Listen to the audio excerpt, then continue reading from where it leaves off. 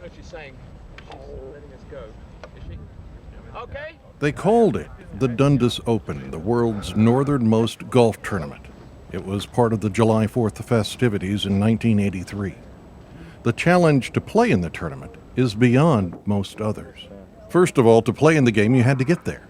That meant scaling the shale-covered sides of iconic Dundas Mountain that juts about 725 feet out of North Star Bay at the end of a narrow peninsula that connects the landmass to Thule Air Base.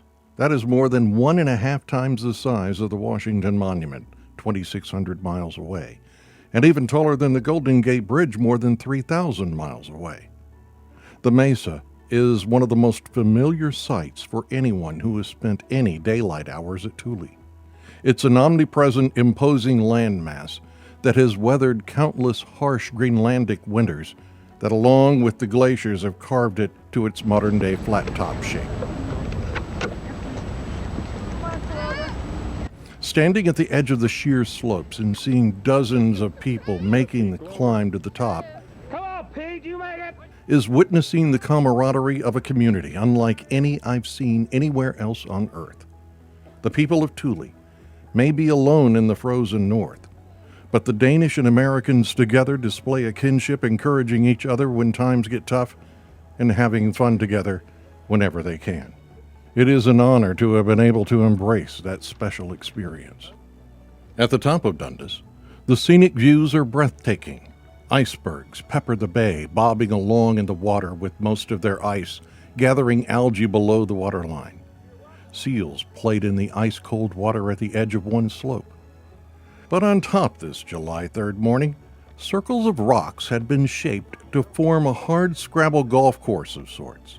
There were no fairways and no holes. There were only poles jutting out of the rocks for the balls to meet.